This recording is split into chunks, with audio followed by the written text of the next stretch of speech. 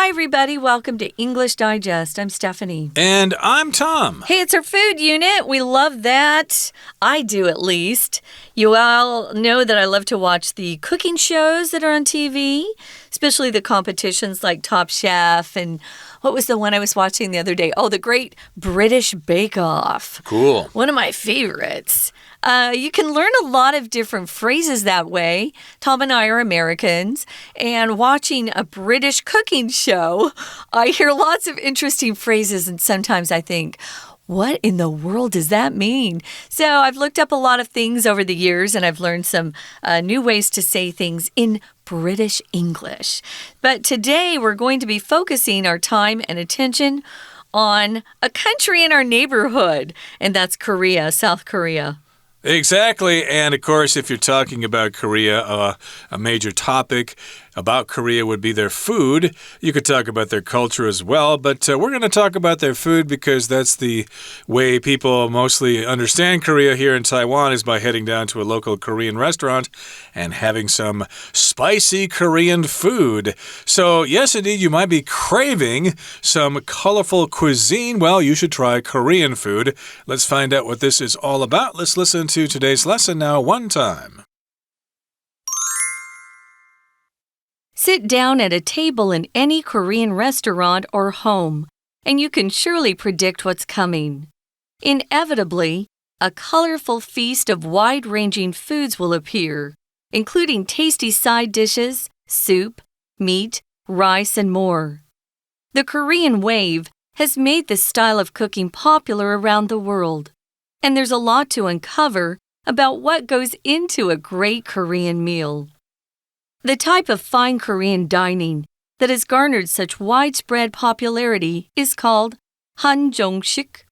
While a table covered in endless small dishes may seem like a highly traditional serving style, it likely came about more recently than you might expect. Some experts say it likely came about in the early 1900s during the Japanese occupation of Korea, and became common after the end of the Korean War. Others, however, speculate that the concept of hanjongshik first emerged during the Joseon dynasty, which endured from the 14th to early 20th centuries. Either way, it mainly emphasized serving guests pre-selected foods of a greater quantity than they could possibly finish. During the 1980s, hanjongshik evolved to imitate Western-style fine dining, where sets of dishes were served in a certain order as a multi-course meal. This also helped to cut down on the food waste that earlier methods of hanjongshik had generated. Much though hanjongshik has changed over time, one thing that remains the same is how massive the amount of food can be. Diners at Korean restaurants are continually offered refills on side dishes, which are plentiful at even the simplest Korean meal. When you eat hanjongshik, it's nearly impossible to walk away still hungry. All right, let's explain the contents of our lesson for today. It's our food unit for the month of March, and we're talking about Korean food or Korean cuisine, which is just a fancy way of describing food. I'd like to have some Taiwanese cuisine this evening, but you might be craving some colorful cuisine. If you crave something, that means you really, really want it. Maybe you're very, very hungry, and this is what you're thinking of eating.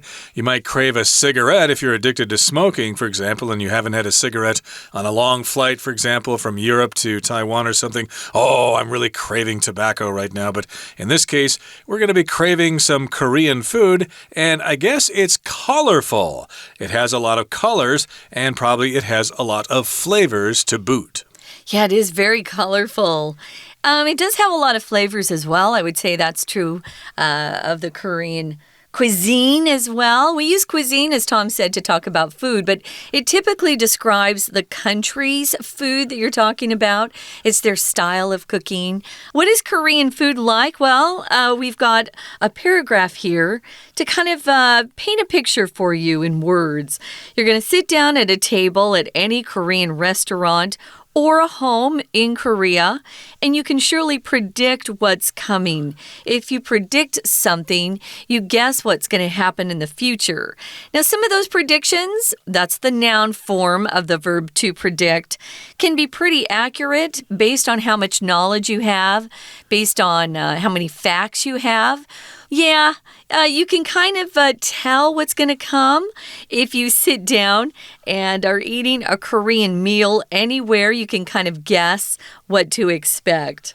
Exactly. So, yes, indeed, you go to a Korean restaurant and you pretty much know what you're going to get unless you're unfamiliar with it. Inevitably, unavoidably, a colorful feast of wide-ranging foods will appear, including tasty side dishes, soup, meat, rice, and more. Yes, indeed, that is one of the things I like about Korean restaurants is that they give you those little side dishes and they keep refilling them for you if you eat them all. So, my goodness, you can certainly have a good meal if you go to a Korean restaurant.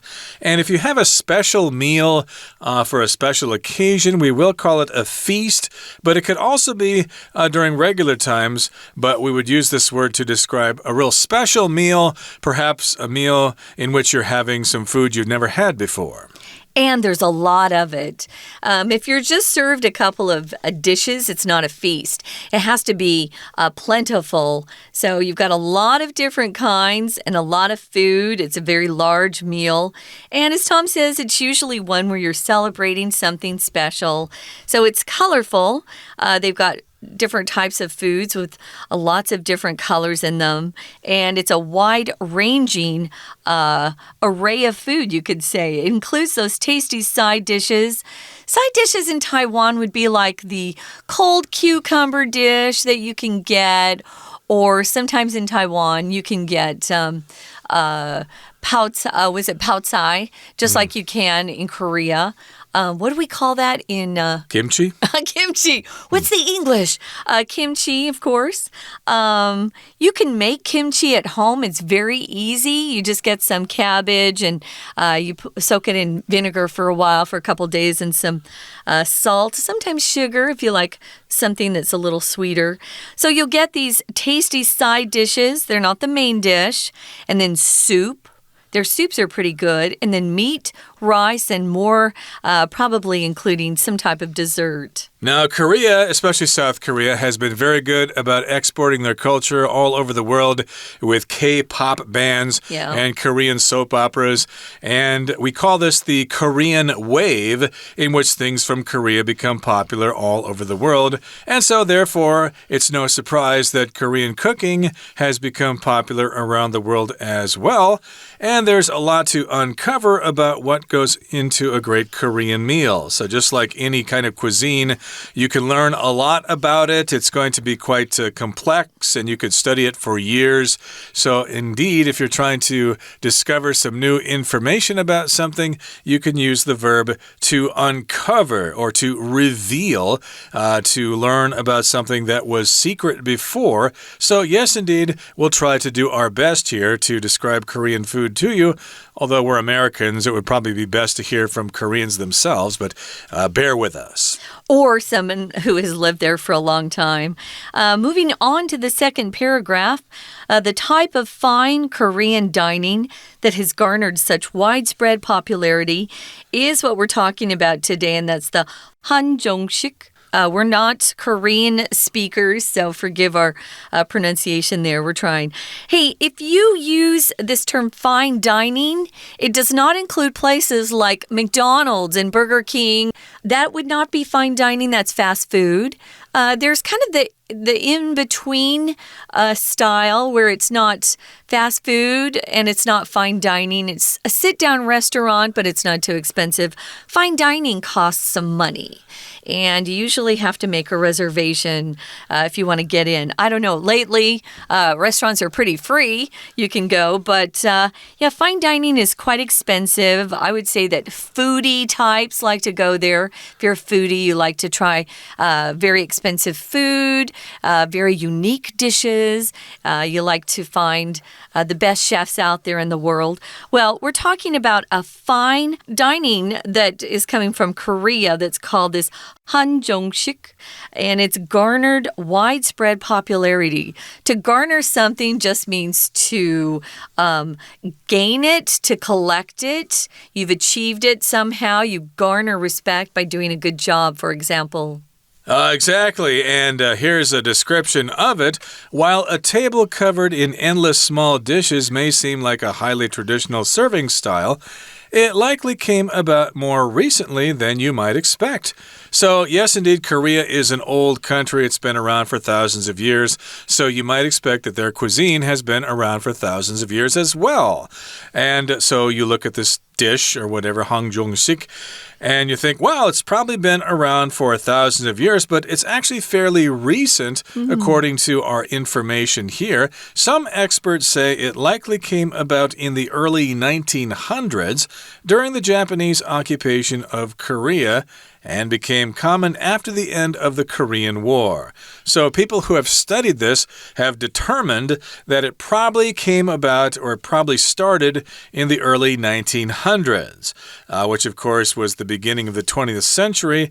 And at the time, Korea was occupied by Japan. So we talk about the Japanese occupation of Korea, just like we have the Japanese occupation of Taiwan from 1895 to 1945.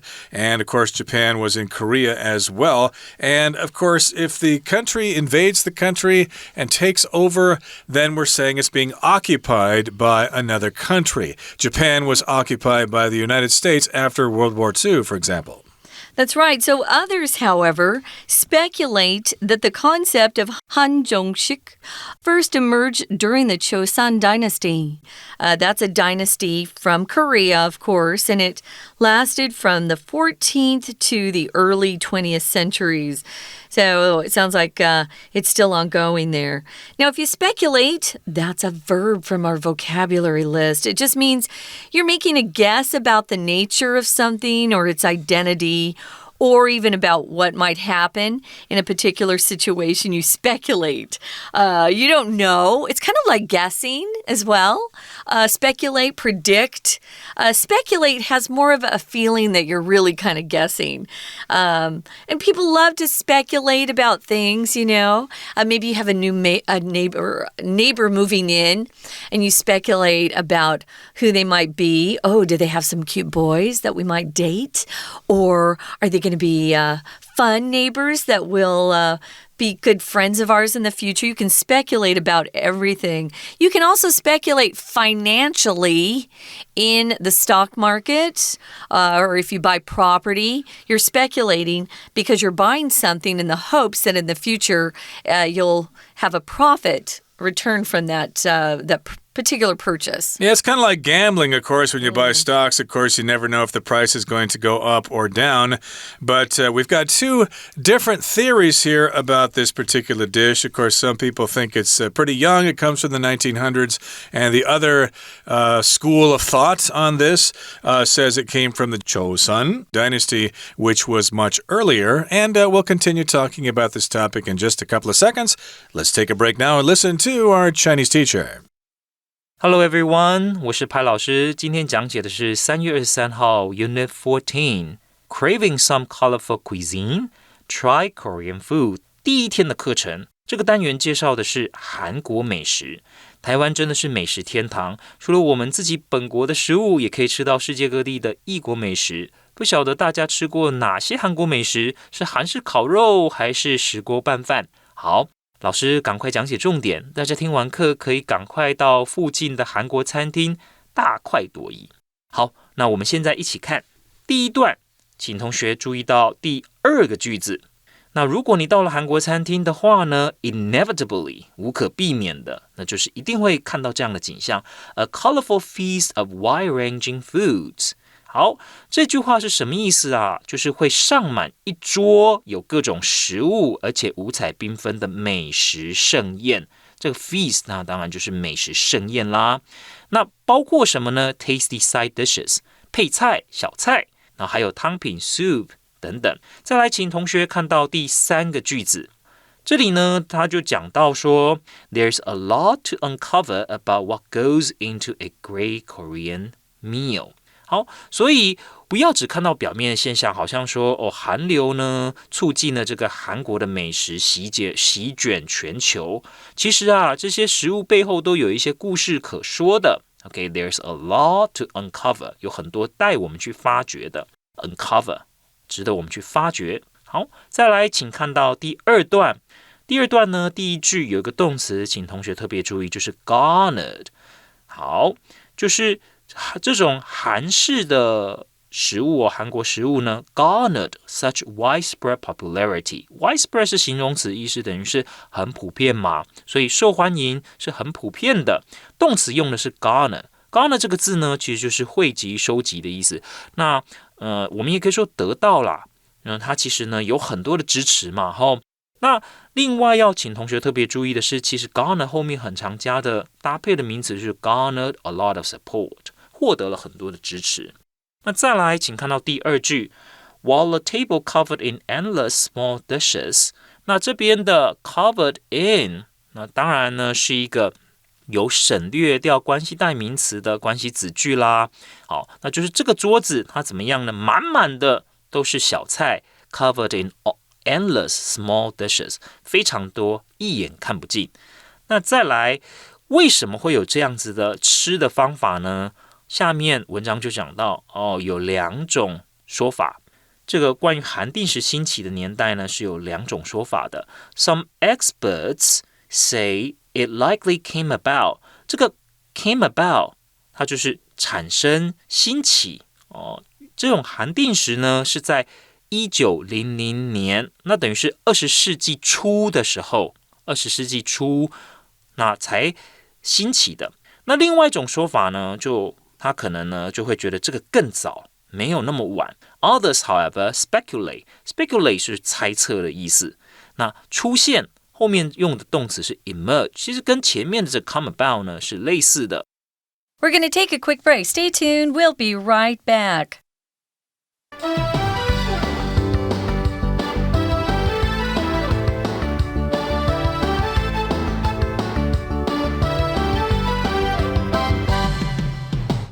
Welcome back, guys. We're talking about Korean cuisine. Do you crave it?And are you craving something colorful and tasty? You might want to try some Korean food. We're talking about a particular type of cuisine, though. It's called hanjongshik in Korea. They probably have a much better pronunciation of that than we do. But it is a type of fine dining. It's not fast food. And they come and serve quite a few dishes, and they're small dishes, and there's a wide range of foods that you can choose from. They're tasty side dishes, soup, meat, rice, and probably a type of dessert as well.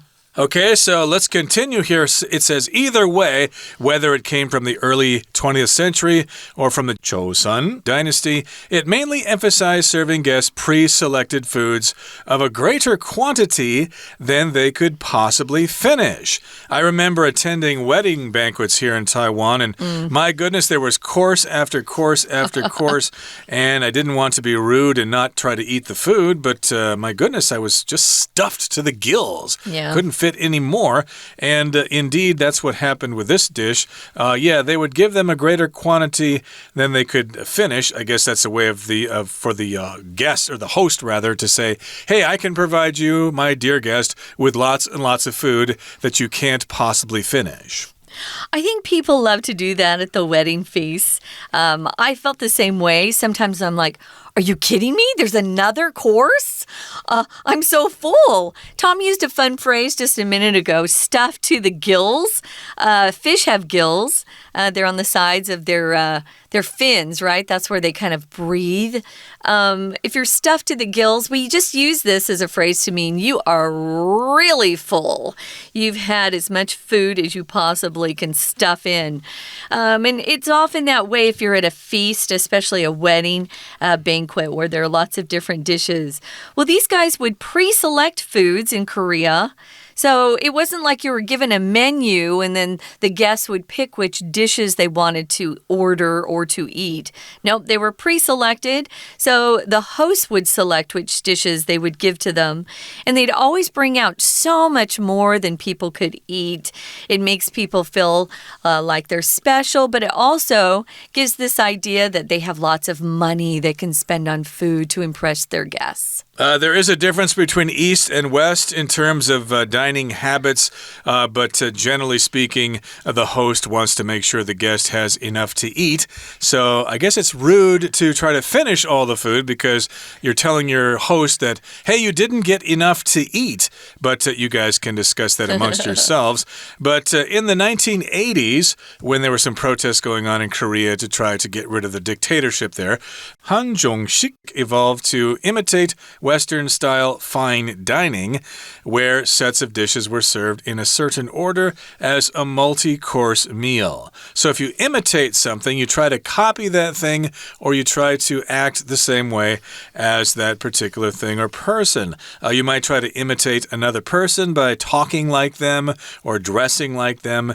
And it's not that the Koreans wanted to be like Westerners. It's just that they probably saw the Western way of doing it and they thought, we should try that too to serve our own food. It might actually work out better.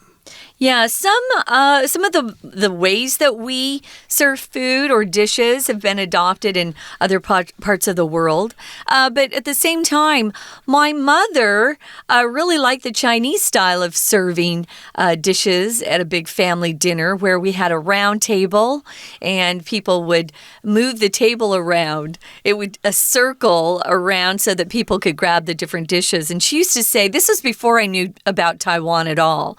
She would say, I saw this in a Chinese film. Okay. So, yeah, we share different customs sometimes from culture to culture, and that's one that they decided to adopt from the West is to have sets of dishes that were served in a certain order and have a multi, they're both correct pronunciations, guys, multi-course meal.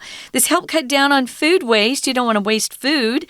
And that was part of the problem with the earlier methods of hanjongshik had generated. To generate something just means to produce something. Right. So, of course, in fine European dining, you have many courses. In American, you only have maybe 2 or 3. Like, here's your salad, here's your soup, here's the main course, and now you can have dessert. So they made this have some sort of process here in which food was served in courses. And that also helped to cut down on the food waste that earlier methods of hanjongshik had generated. Now, moving on to the final paragraph here, it says, much though hanjongshik has changed over time, one thing that remains the same is how massive the amount of food can be. So yes, it has changed over the years, but one thing that is the same, one thing that remains the same, is that you have a massive amount of food when you eat. Something's massive when you have a large quantity or large amount of that thing, okay? So maybe back in, 1999, there was a massive earthquake here in Taiwan where a lot of people died and there was a lot of damage. But in this particular case, we're talking about a huge amount of food. It's massive. So, of course, if you have such a meal, you can expect to be more full than you've ever been in your life. Massive amount. Yeah, gigantic amount. So diners at Korean restaurants are continually offered refills on side dishes. Now, if you go to the States, they offer refills on drinks. That's where we get refills. Or maybe if you're at a Mexican restaurant in the States, you'll get a refill on chips, on corn chips. But they offer refills on side dishes, which are plentiful. Continually, here is one of our words. It can mean without ceasing, without stopping. continually. It can also mean just at regular intervals as kind of like a habit, continually. So they might come out every few minutes, maybe every 10 minutes and say, would you like a refill? Would you like a refill? And maybe they're free. Those are the best kinds of refills. Right, they're plentiful and they are side dishes. You're probably familiar with this kind of food if you've gone to a Korean restaurant before. And when you eat hanjongshik, it's nearly impossible to walk away still hungry. So avoid a Korean restaurant or avoid being invited to a Korean person's home if you're on a diet because you certainly will not lose weight this way. No. On the other hand, I guess it's fun once in a while to enjoy these sorts of things.And learn about food from different cultures and countries. Okay, that brings us to the end of our discussion for today. Let's turn things over now to our Chinese teacher.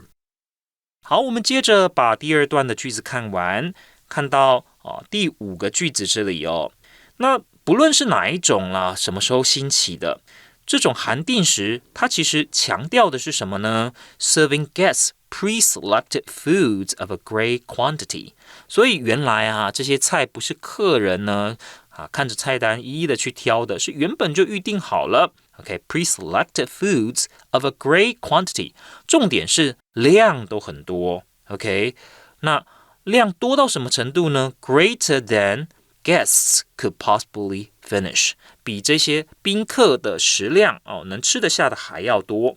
好，再来我们看到下面第6个句子这里，他就讲到说1980年代韩定食就有所演变，所以我们用动词用 evolve to， 就原来韩定食开始去学西方的这种吃法，效法西式比较精致的餐饮，把成套的菜肴呢会按照一定的顺序做成多道餐点来分开上菜。好，那再来这么做其实还有一个好处 ，cut down on the food waste。cut down on 就是减少，那有时候呢我们也会看到 cut back on， 那这个也是很常看到，它会减少呢这个食物的浪费。再来呢第3段的第1句，这是老师在前面的单元有介绍过的一个特殊句型，也就是关于 though 它的倒装，它会把形容词或副词放在最前面。Much though就讲到这个韩定食呢，它虽然随着时间的改变，它自己也演变了很多，变化很多。那 much 在这里当然就是副词它放到最前面去。再一次提醒大家 ，though 可以 as 也可以，但 although 是没有这样子倒装句型的好，那后面持续的讲到说，不论再怎么变啦，这个韩定食还有一个特点是没有变的，就是量都非常的多。那很多呢韩国餐厅都会让客人呢可以再续 refills on side dishes， 小菜可以吃到饱的意思了。那你想要再去拿，还可以再吃。好，那以上呢就是我们针对韩定食和韩国料理第1天课程的讲解，谢谢大家。Well, that's it, guys. We hope you all get a chance to go out this year and try some Korean food. Of course, we want you to focus on the fine dining aspect. So see if you can find a really nice restaurant. I'm sure there are plenty here in Taipei and in Kaohsiung. Even in Taichung, I bet there are lovely restaurants that serve delicious Korean food. We hope you'll find one. For English Digest, I'm Stephanie. And I'm Tom. Goodbye. Bye-bye.